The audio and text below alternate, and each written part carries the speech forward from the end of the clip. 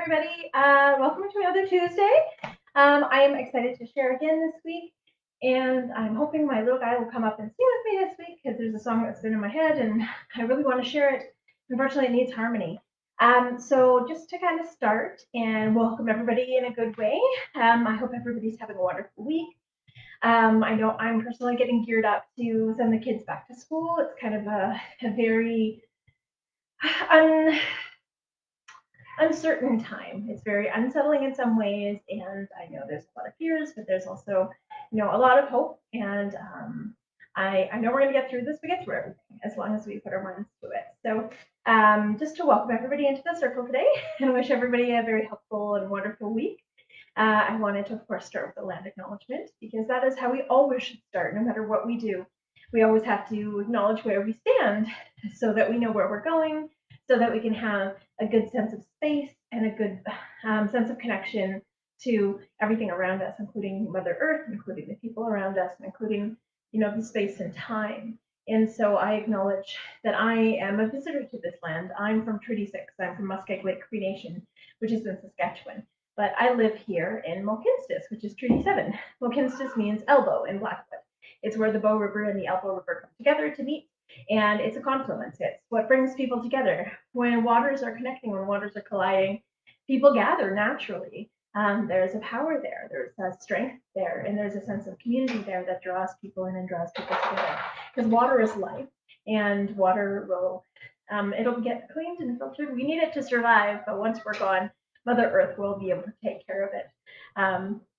And so I acknowledge the Blackfoot of Siksika, Kainai, and Pagani, the Sarsi from Tsutsuna, and the Stoney Nakoda from Morley, which includes Chiniki, Bears Paw, and Wesley First Nations. We're also walking in the footsteps of Métis Region 3, which is why I proudly wear my Métis sash to act as that bridge between Indigenous and non-Indigenous culture. And when I acknowledge the land, I'm actually acknowledging far more than that. I'm acknowledging, of course, the families that have been here for thousands upon thousands of generations. I'm acknowledging Mother Earth and our connection that we have to her, the plants and the animals. When we say all our relations, all my relations, it's everything. It's the air that we breathe. That's our relation. The sun in the sky, that's our relation. That's our grandmother moon is in the west, and we honor her. And so it's really about acknowledging everything, every space, and every aspect of creation as part of us when we say, oh, my relation. And so when we acknowledge the land, that's truly what we're acknowledging. We're acknowledging that relationship that we have to have with each other and with everything around us. We acknowledge the responsibility that we have, the responsibility to honor all that's happened in the past that has led us to this moment so we don't make the same mistakes again, but also to honor those future generations and respect them and leave a better world for them, because this isn't our world, this is theirs. So are we going to leave a good foundation for them, or are we going to leave a whole hefty lot of mess for them to deal with and clean up? And so I think it's really important to think of things larger than ourselves, because if we're too inward, we forget of everything that's around us. And that what acknowledgement does is acknowledges our place within everything. And so to welcome everybody into the circle, I want to share the Cree welcome song. Traditionally, when we share songs, we sing in rounds of 4, so out of the 4 directions of the medicine wheel, which I'm going to talk a little bit about before we smudge today. But this song, of course, we sing in rounds of 3, and that's so you keep the circle open and welcoming. So everybody completes the circle today. So people can come in and out throughout an event if you keep that circle open. And so you don't feel obligated to stay when you have to leave, or you don't feel obligated to have to stay outside if you arrive late. I think it's important to keep it inclusive, and that's what a circle is. A circle is inclusivity, because the circle can get larger and larger and larger to fit everyone, to encompass everyone in the circle. So this is why 3 is so important. And we're that 4th round, for that 4th round of the circle, just by being present. Miasin, which is the Cree welcome song, is from the Napahau family from Sturgeon Lake Cree Nation. And I thank them every time I share this song, because it has been such a blessing to be able to share this song in a good way, to be able to honor and welcome everybody into the circle. And there's such power in those words. And I honor everything that family had gone through to try and keep this song alive. because for many of our songs and many of our generations, a lot of our languages and culture and history and stories and songs were almost lost. But it was those families that hung on to those things and took them underground to preserve them. Those are really, that's power, that's resilience, and that's resistance.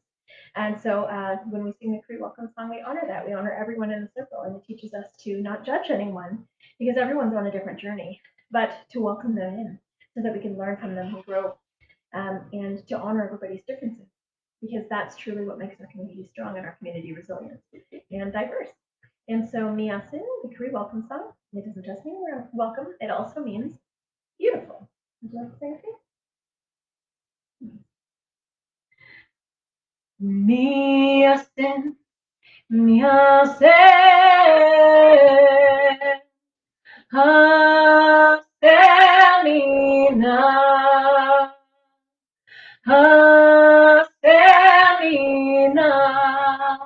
Epe Takote, Wagomaga, Hota, Homa, Kitino, Miyasin, Miyasin, Hasemina,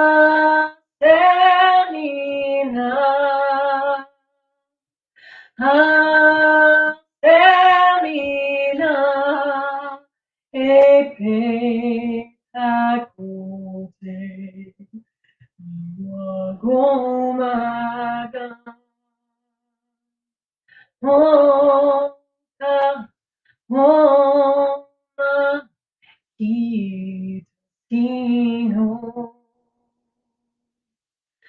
Miyasin, Miyasin,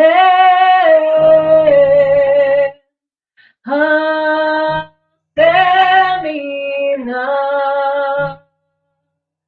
Hasemina,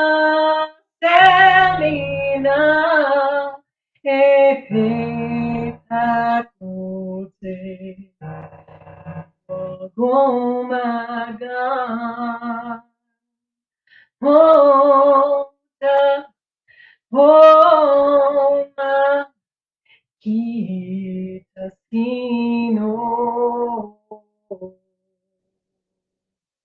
Hi, and welcome to the circle today, everybody. So I'd like to share the medicine wheel. Well, my son keeps them from tea because he said he would sing Makchi with me. But so we're gonna smudge before we start. So I like to take my earrings off or before I start, or if I'm wearing rings or a necklace. Usually I only wear earrings though. But that's because metal holds energy, and you want to get rid of any energy that you might be holding on to. And so I'm just going to do a quick little tour around the medicine wheel. And again, these are just my teachings. If they make sense to you, awesome. If they don't, that's okay too. This is why we have oral traditions and oral storytelling. Whatever's meant for us, we'll remember. Whatever's not, won't take up space in our brain, there won't be a test. We'll be okay. And so when I share these teachings, these are Cree teachings. And it's important to go and learn from many different elders from many, many different nations to find what resonates with you and what works for you, because this is your healing journey. This is your life. And no one can tell you how to live it or how to, and they can't dictate how you will be in your life and on this land. So that's up to you to make those decisions and to learn from many, many different people and many, many different paths. It's not right or wrong, it's just different, and that's okay. And so the first medicine that I have on my medicine wheel is in the East. In the East, we have grandfather sun, we have fire, we have the element of our mind. That's where we start our life, so that's our childhood. That's where the year starts anew, so that's the spring. And the medicine that we have there is beautiful sweetgrass. And sweetgrass is the mind medicine. It's a children's medicine, sweetest medicine. It's also considered the masculine medicine because it's connected to grandfather moon. When we look at the medicine wheel, it's about balance. So we have grandmother moon in the west, grandfather sun in the east, and those reflections. They need to work together to eliminate the night and the day. So it's all about that balance. It's about masculine and feminine. We're a balance of both, and so it's important to be healthy to maintain that balance. And so sweetgrass helps us make good decisions. It helps us think. We're really stressed out. We just need to calm our minds. Sweetgrass is a really wonderful way to do that.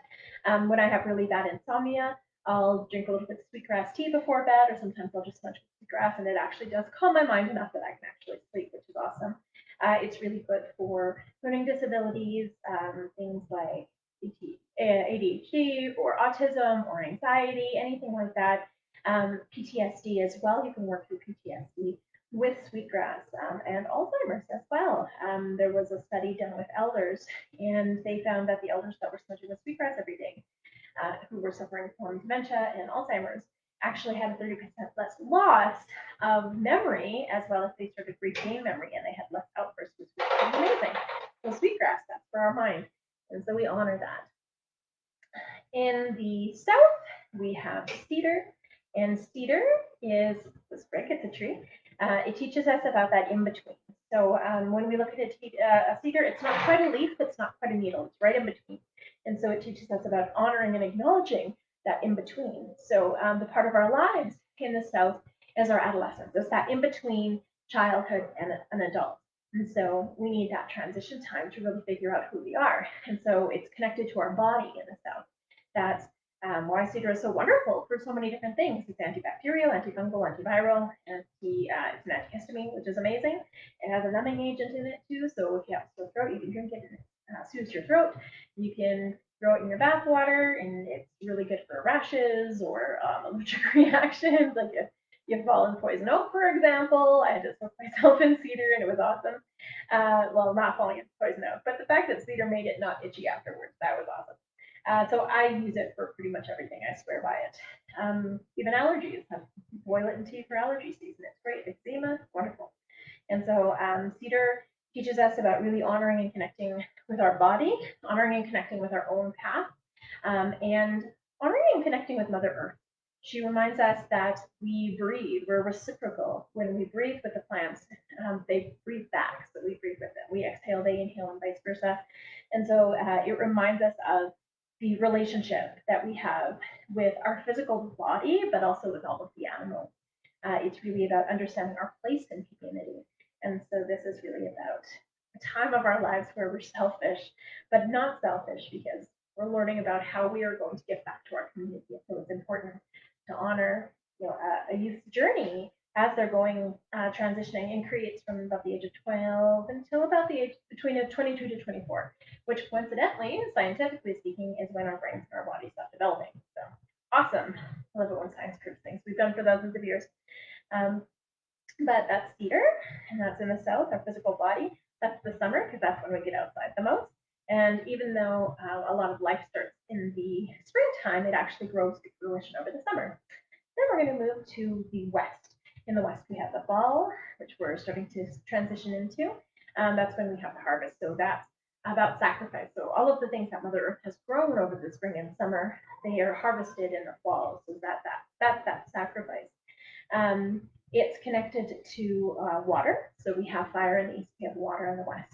And it's connected to Grandmother Moon. Grandmother Moon controls the tides, so this is why it's connected to water.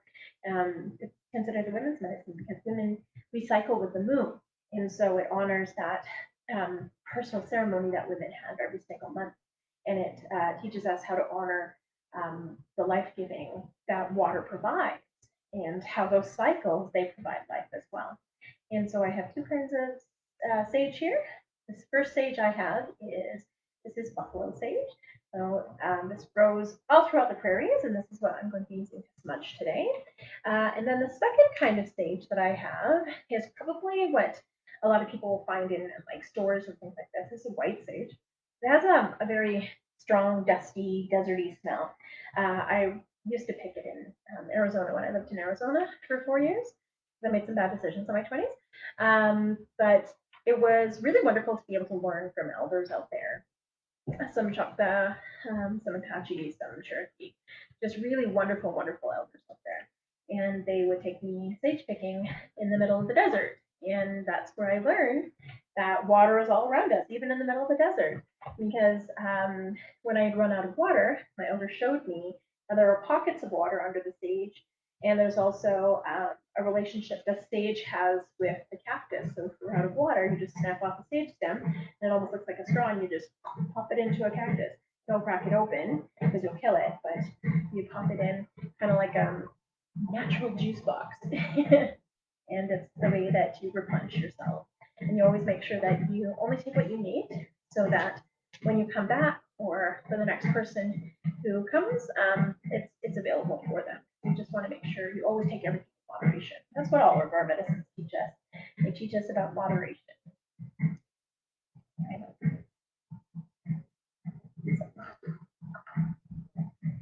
And then the last medicine that we're going to look at, that's in the West, it's our emotions. So it teaches us how to honor our tears and honor our emotions, because without them, we wouldn't be here.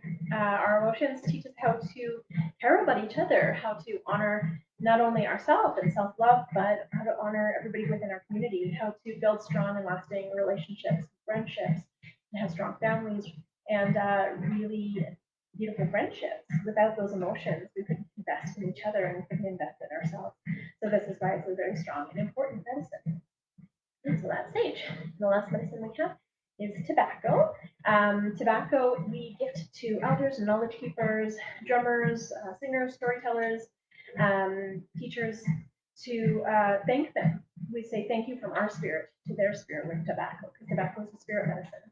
We don't take it into our bodies because it makes us sick, because it's symbolic medicine. We pray with it, and we lay it down for people to pray for them, or we'll smudge with it, but we won't actually breathe it into our bodies, because that would be dishonoring that medicine. It's not meant for us. It's meant for us to pray with and to honor in that way, but not actually to take into ourselves.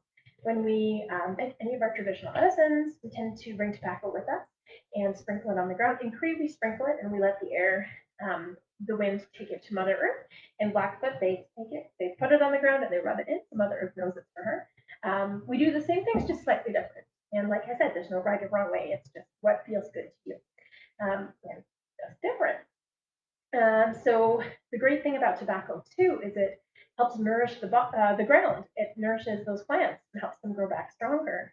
It gets rid of any parasites, bugs that might be trying to attack those plants, because it is a carcinogen. It actually kills those little bugs, or at least tells them to go move on to a different plant, and so it protects those plants that you are harvesting.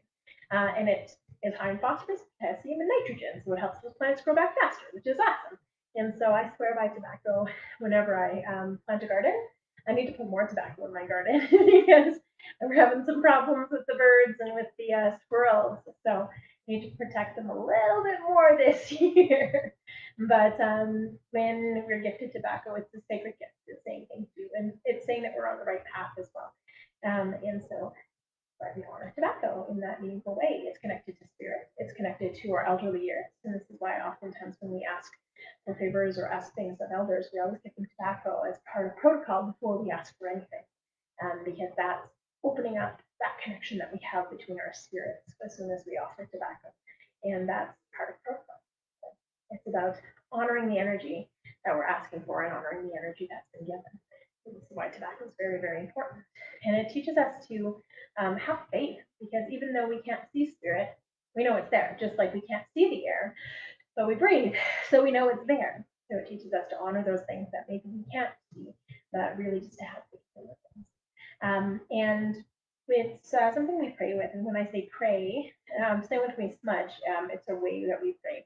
But prayer is different to everybody. So a prayer can be asking for the things that we need. It can be making a wish. It can be setting intention. And it doesn't have to be to any particular deity. So it could be creator or God or Allah or Buddha or Jesus or the big spaghetti monster in the sky or the universe or who knows. But the point is just to focus your intention and focus your energy. That's all prayer is. And so it's really about honoring your journey and honoring who you pray to get there, or what intentions you do to get there. Quickly thinking about my sticks. I save them and I throw them in the backyard for little birds. They like them for their nest.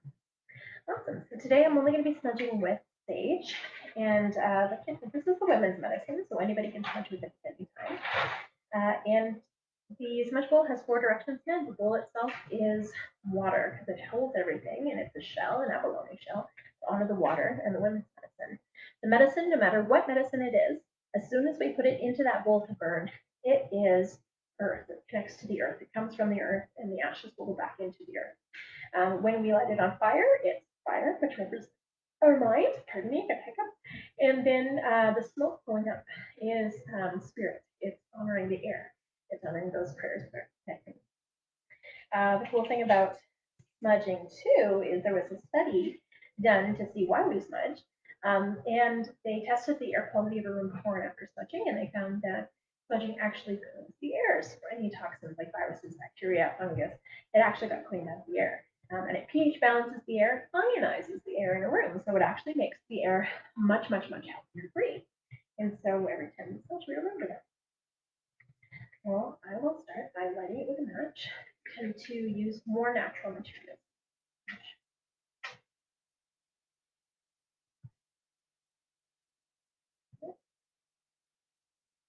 As I light my smudge, I'm going to fan it with my hands. I never want to blow on it because our breath is our life and our life is precious. We don't waste that for anybody. But you always want to fan it with your hand. And also, if you have a feather, you can use a feather. Well, as you saw, I have cats, so my feathers do not last long. So I've just given up having feathers for my smudge. Awesome. So the first thing I want to do is I want to clean my hands in it. And you noticed earlier I took off my jewelry because jewelry will hold energy unless it's something like that's part of you, like a wedding ring or perhaps a piercing that's stuck in there for a while. Yeah, then in that case you can smudge those things just to get rid of any energy that you're carrying. You have glasses, you can smudge those as well because that's the way you see the world. First thing I'm going to do is run it over my body 4 times. Honor the 4 directions in my body. I'm going to smudge my mind so I can think clearly and learn from every person that crosses my path. And to be open-minded. I smudge my ears. I'm very thankful for my hearing this lifetime. Also, so I can be open to hear all of the messages Creator sends me. I smudge my eyes so I can be open to see all of the beauty in the world. I'm very thankful for my vision may be clear so I can see the future. I smudge my nose so I can smell danger and cookies. I smudge my mouth so I can speak true and kind words that are helpful and benefit people. I always ask myself, is it truthful? Is it helpful? Is it respectful? Is it kind? If it's none of those things, don't say it. Don't do it. But also so Creator can speak through me. I smudge my throat because I'm very thankful for my voice this lifetime. So I can continue to give voice to the voiceless and continue to sing. And that's my gift. I smudge my lungs so I could breathe good, clean air. My stomach so I eat. All the food that I eat this day will nourish my body. I'm going to smudge my heart so I show unconditional love, kindness, and compassion to every person in my life. Friends, my family, acquaintances, strangers, but also with ourselves. Because sometimes it's hard to show ourselves a little self-love. We're our own worst critic. Smudge my womanhood because I'm very thankful to be a woman and a mother in this time. I'm a 2-spirit woman, but my body this lifetime is vegan. I'm going to smudge my shoulders and my back so I can carry all of the responsibilities that Creator's gifted me with grace and humility. I'm going to smudge my arms and my hands so I can do the good work that Creator's put me here to do.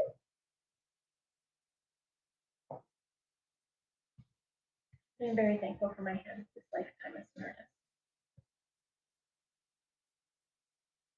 I'm going to smudge my legs so I can walk this red road in a good way. The red road is the path of Aboriginal spirituality. And I'm going to smudge my feet so I stay grounded and connected to Mother Earth And then tread lightly upon her, honoring her with every step. And then if there's anywhere else in your body that needs a little extra attention, a little extra love, if you need some healing there, my mid-back has been really sore.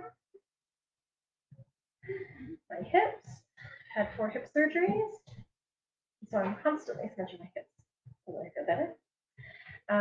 If there is someone in your life that you want to send love and appreciation to, or if maybe they're going through a hard time and you want to send healing to them, and it doesn't have to always be physical healing, it can be mental healing or spiritual healing or emotional healing, but it's holding them in your heart and just sending them that love, sending them that healing, and sending them those intentions. If they're passing, to help them pass in a gentle way. And then when you're all done, you can say thank you, or magwech, or merci, or hi, or gracia, or xie, or however you say thank you in your language. Linda, do you want to smudge, honey? So I'm going to move that off to the side without knocking over my water. And then I'll share a song.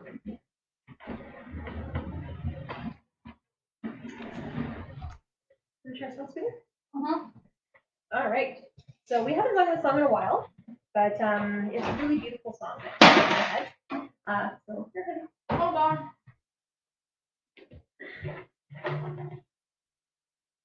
And this is Makchi. It's by Ulali, and it means be proud of who you are, be proud of the blood that runs through your veins. Maybe move that afterwards. Oh yeah. Hold on. Thank you. All right.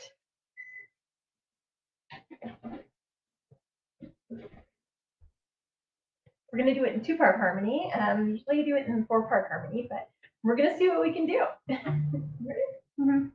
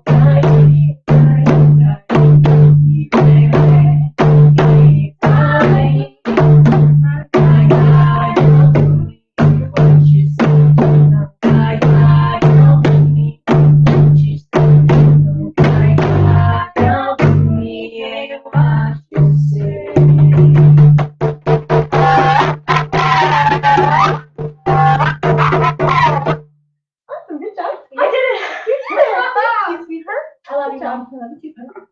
It's fun. You want to do the chickadee song? No, I'm going back downstairs and watching you do something. All right. Well, in that case, we won't do the chickadee song. So I was thinking a lot about the story of the white buffalo, just because it's kind of really been front of mind. So there's so many different prophecies from so many different nations, but a lot of them are very congruent. And so the story of the white buffalo. So a long, long, long time ago, there was a nation, and they were starving, and they would send their hunters out further and further and further through the prairies, through the mountains. And then one day there was a pair of brothers, and they were walking, and they saw this really, really brilliant, beautiful, bright light. And they were like, oh, I wonder what's over there. And so they walked towards it. And as they walked towards it, then they came into this clearing. The figure of a beautiful woman started to come into focus. And as they got closer, they saw exactly how beautiful she was. And they were just struck by, how stunning she was. And one of the brothers had very not so pure intentions, and so he started to objectify her. And the moment he started to utter words of disrespect towards the woman, he turned into dust and faded away. And the other brother, who was very respectful and very kind and honored his mother and honored his grandmother, saw this woman and stopped looking at her, and he just knew that this was a sacred being. And so he fell on his knees and he said, "Thank you, sacred being, for coming to visit us, and I'm open to hear your messages and to bring them back to my people." And the woman came closer and put her hand on his shoulder and said, "Thank you, young man. Your brother, his intentions were not pure, but yours are. You have a pure heart and pure spirit. And now I will share gifts with you over the next 4 days." And so when the brother walked home without his other brother, he explained to the villagers what had happened. And all of them were just in shock and awe. Some of them were frightened to see the woman come back and visit them, because what if they turned to dust as well? But the brother had faith, and he knew that her intentions were pure, so as long as our hearts were pure, then we would be fine. And so the next day, the woman came to the village. All of the people tried to feed her what little they had, but she said, "Thank you for all of the gifts, but I do not need them, for this is not my real physical being." And she said, "Now I'll take you into the clearing, and I want to show you something." And so she turned over once and became this beautiful golden yellow buffalo. She said, "These are the teachings of the mind. These are the teachings of yellow people who will meet again. And it will guide us through invention, through innovation, and through children's teachings, and through children's eyes of wisdom and curiosity. We will learn a lot." And then as she spun over another 4 times, the sweetgrass began to grow. And she began to stand up and said, "I will visit you tomorrow." And so she left. And then the next day, the beautiful woman came back, and today she wasn't clad in yellow. Today she was clad all in beautiful colors of red. And she said, "Today I want to show you the buffalo." So all of the buffalo that had eluded the people for so long, this is why there was a great famine, there were fields and fields and fields of them. She explained that the buffalo had left because we had forgotten our connection with the buffalo, to ask permission, and to only take what we need from the buffalo, and then they will give themselves to us. And people started to remember. They started to remember a lot of what they had forgotten from the elders many, many generations ago. And as they did, the buffalo started to come closer and closer and closer. The beautiful woman turned into a big, big, big red buffalo, and she rolled through the dirt 4 times. And as she did, she kicked up 4 huge clouds of dust. And in all of that dust, all of these big trees, these beautiful trees, cedar trees and redwoods grew many, many different medicines. And the woman explained, "These are the teachings of the people, our people, the people who are honoring Mother Earth and the connection that we have to Mother Earth. Carry these teachings with you, and never let anyone abuse Mother Earth. Our animals are our religion. And I will see you again tomorrow." And she left in a white light. And as she returned the next day, people were full, their bellies were full. But they only took what they needed from the buffalo. So there were many, many buffalo left to thrive and to carry on. And there was a respect, a newfound respect and relationship between the people and the buffalo that they had lost for so many years, but it had come back. And as the woman came into the village, she was dressed all in blue, and the people walked with her and followed her. For she said, "Today you will follow me." And as she did, they walked very far to this beautiful place where the river met the ocean and that beautiful lake. Now all of the people just were shocked at how gorgeous and how clear all of these bodies of water were. They don't remember a time when they were so clear or so healthy to drink. And the beautiful woman turned in the big black bucket and she rolled over 4 times. And she said, "These are the teachings of water. We will share them with our black brethren. And these are the people who will carry those teachings from the West. They will carry the sacredness of water. And without those teachings, everything will start to go barren. Everything will start to go dry. But when we remember the teachings, the waters we heal, we have a relationship with the water. It is important to honor the people that carry that water teaching.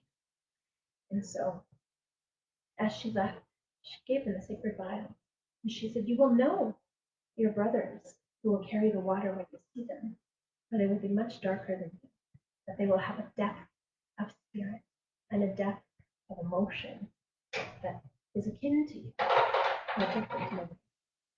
And so she left, and they had the most pure water to drink, and they remembered to keep it sacred and to keep it. And then when she came back the next day, she again was all in a white buckskin, and she seemed to be glowing. She rolled over 4 times, and as she did, the winds spun faster and faster and faster around her. And she said, "These are the teachings of spirit. These are the teachings of movement." But the people who will carry these teachings of connection and movement, they will forget their way, they will forget their path, and they will forget how the wind is sacred and our breath connects us. But we will have to teach them. We, the people of spirit, we, the people of the earth, we, the people of the water, we, the people of the Noah nation, of the mind, will all have to teach the white people how to reconnect and how to hear the voice of the wind, how to hear the voice of the water and the fire and the animals, the plants. Because if we don't, we will come back to this place of famine, of hardship, of disease, and of hurt. But I will return, and you will see me at first in the bodies of white buffalo. And you will know that the time is near to teach those people of spirit, those people of movement, that we are all connected and we are all one. And she rolled over 4 times, and the wind got stronger and stronger and stronger. There was a bright flash of light, and then she vanished. Those teachings still remain today. The teachings of the yellow people in the East. They have brought us so much wonderful technology and knowledge. The people of the South, they have connected us so much to Mother Earth and those traditional medicines that we know, and the traditional ceremonies that we still carry today. The people of the West, their people of African nations, they have this depth of spirit, this depth of emotion, and this depth of rhythm that connects each and every one of us. They carry the waters, and the waters behind them are sacred. And we, of course, have the white people, that nation, have movement, where they connected each and every one of our nations. And now it's time to come together as one. We have seen the white buffaloes come forward. We have seen white calves, the white spirit bears are becoming more predominant. Those animals know that it is the time to reconnect, and they are a reminder. That is the story of the white buffalo calf. And so on that note, I'm just going to show the creator song.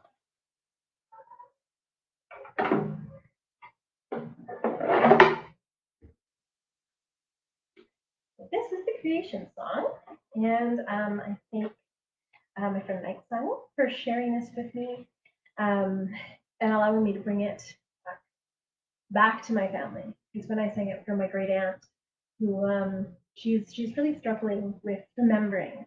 So sometimes when she really gets tired, she only speaks in Cree, which I'm learning very, very slowly, but I'm hoping to learn a lot more so I can communicate with her. But when I sang the song to her for the first time, that I'd ever share it with her, she sang along. She knew it. And so it's that humble reminder that we're all connected, and sometimes songs and stories will come to us exactly when we need them. So this is the creator's.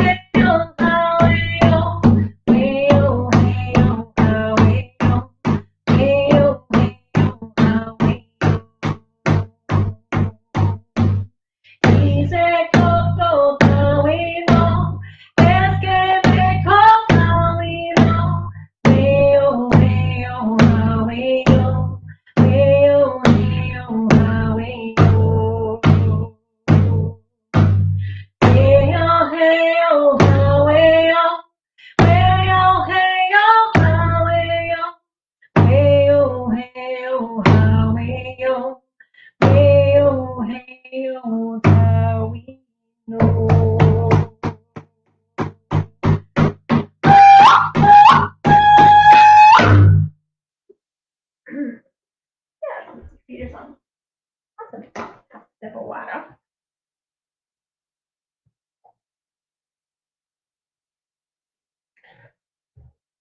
So I've been thinking a lot about just going back to school. And I know personally from experience as a parent, but also as a contract teacher who comes in and I am able to share with students. I know that right at the end of September, everybody gets it, like everybody. And so now I'm wondering, how is that going to change? Because there's always that, that flu or that cough or that sniffle or that cold that everybody gets at the end of the month. Because of course, there's all of these new kids coming together and bringing all of these new germs and creating these wicked hybrids. And so it's really interesting that with COVID, we're looking at just a different way of approaching health and connectivity. And kids are just drawn. Like when I'm teaching, even though now people are wearing masks, by the end of the lesson, the kids are closer and closer and closer and closer. Even if they start on their little blue mats in other places, they're always right beside me by the end that I'm done teaching. And I'm wondering how they're going to be able to navigate that in a classroom setting, because that's how kids are. They just want to be close. They want to connect. When they really want to learn something, they're so engaged and they're so in your face about it, which is a beautiful part of childhood. And it's also part of the reason I think everybody's really nervous about sending their kids back to school. I'm not so worried about my kids because they're older. So I've got 12-year-olds, 2 13-year-olds, and a 22-year-old. He can fend for himself. To know that those tiny, tiny little people who are just learning about, socialization, that they're going to be thrust into those situations, and mean, you have to constantly monitor them, but we're not hiring the right amount of staff to be able to do that. We don't have the right amount of space to be able to do that. So I'm really hoping and praying that things come together, that we do things smart, and that miraculously that we have people making the decisions at the top that will actually start to make good decisions for everyone, not just a small group of friends, but for the greater whole, the public, and the more vulnerable populations that really need them. And so I wanted to share the healing song so that anyone who is ill can heal, anyone who's hurting can heal, those hearts and minds that maybe feel very segregated and separated, so that they feel whole and they feel deeply connected.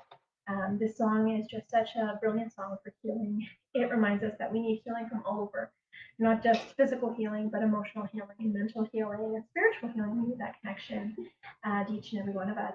And so when we sing it in 4 rounds, the 4 directions of the medicine wheel. The 3rd round, we actually stop drumming. And in that silence, I invite you to invite in those healing, that energy that you need. Say those prayers, honor those people, honor yourself. Don't forget to pray for yourself. It's really important to do that. But when we do that, it's just really focusing that strength in that silence, that connection to spirit within that silence and that stillness. And then when that drum comes in, just release all of those thoughts, all of those hopes, all of those wishes, aspirations, release them to the universe so that Creator, God, Allah, Buddha, big spaghetti monster in the sky, whoever can do the work with that energy that you need done. The universe is amazing. So this is the pre-healing song. I learned it from a few different elders, and they said it was really important that we share it in this time, because now is the time where we're coming together and we're healing. We're starting to share truth, and truth sometimes is very, very painful, but it's better to learn it now and heal from it and move forward than it is to hold on to it until it's too late. And so this is the healing.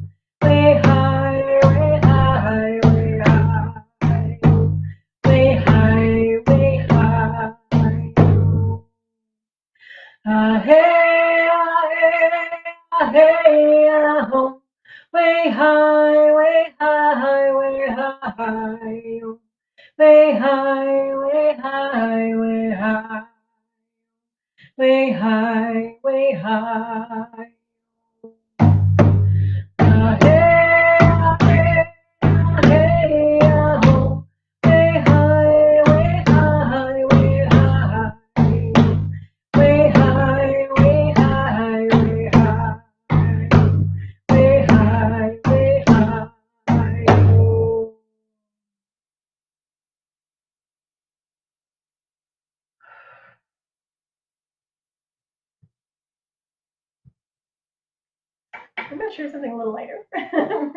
This is the laughing song. This song is, and this makes me happy. It's called the laughing song or the happy song. It's from the Four Winds Singers. That's who I had learned it from, and I'm very thankful to be able to share it because it's just such a wonderful song. It teaches us not to take ourselves too seriously, which there's a lot of songs that teach us not to take ourselves too seriously, which is really, really important. And so when we sing it, it's really about honoring our joy, and it's okay to make mistakes, and that's how we learn. If we didn't make mistakes, we wouldn't learn anything, and so we need to make mistakes to learn those things.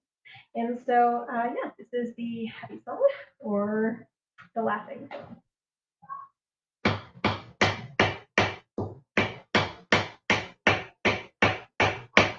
Hey hi yo, hey hi yo, hey ho, hey ho, hey ho, hey ho, hey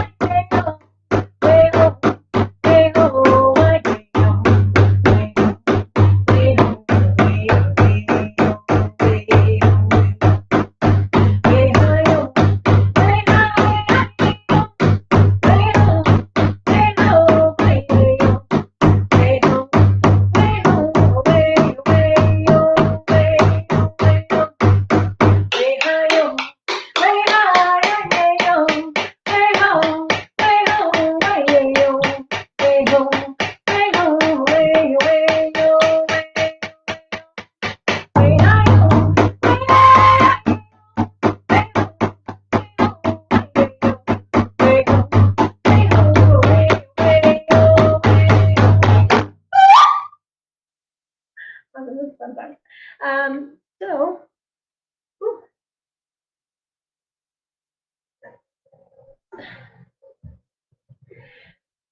I'd like to share. I want to share the chickadee song, but Lyndon's not here, so it's hard to do the chickadee song because it's a call and response. But I'm going to share the I Love You song. So this is the only Blackfoot song I know. This is called Gitsi Kakomen. So again, it's Gitsi Kakomen. Gitsi Kakomen. I love you. I love and appreciate you. And I think sometimes we need to say that. We have to remember to say that to people when we haven't seen them in a while. Sometimes they just need to hear, I love you or Gitsi Kakomen. Especially to ourselves. Sometimes we have to tell ourselves that we love ourselves in spite of, all of the challenges that we face. I think it's so important to be able to, honor the path that we're on and recognize, the things that we have done and the impact that we make on other people's lives and how important we are to other people. But also how important we should be to ourselves and prioritize ourselves. Tell yourself that you love yourself. It's important. And so when I sing this song, I'm going to sing to Mohinstis because that's where I live. I'm going to sing to Mother Earth, which is Na'a, because I honor Mother Earth, and then I'm going to sing to everyone because I miss everybody, and I think it's really important to tell everybody that we love them. And so this is Gitsi Kokomen, the Blackfoot I Love You song, and originally I think it was sent by Olivia Tailfeathers, and she had shared it publicly. And then I learned it from two really wonderful Blackfoot women, one from Gainai and the other one from Sitka. Oh, wait, sorry, three. And then another one from Pagani. So got all the bases covered. And they all do them slightly different. But I think the overall theme is to care about each other and to love each other. So this is Gitsi Kokomen.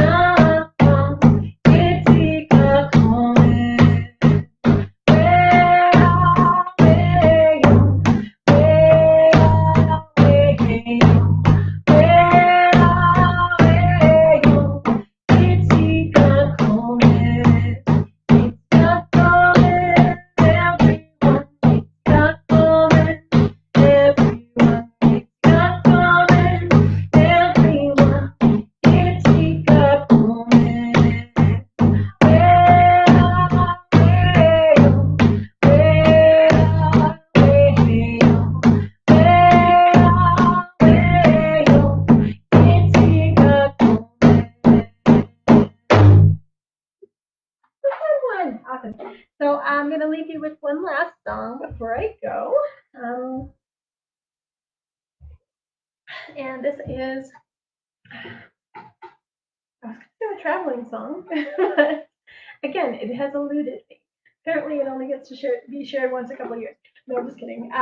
So, yeah, this traveling song always reminds me of Sharon, and it's always a way to just put you on your path again. But I think we need some good bear energy this week. We need that mother bear energy, that parental bear energy, that energy of like really bending our community and holding our community together and really welcoming everybody's voices in the community. And that's what the bear is all about.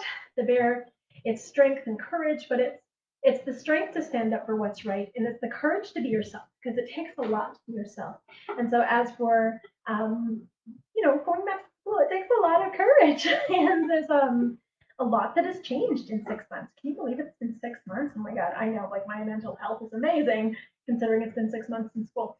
But it's really about acknowledging that, we're all here together, we're all in this together. If we need help, ask for it. If we can give help, give it. It's really about acknowledging that we're all in our community together and we need to support each other. Because that's what the bear does. The bear steps in when he needs to. The bear will eat what he needs to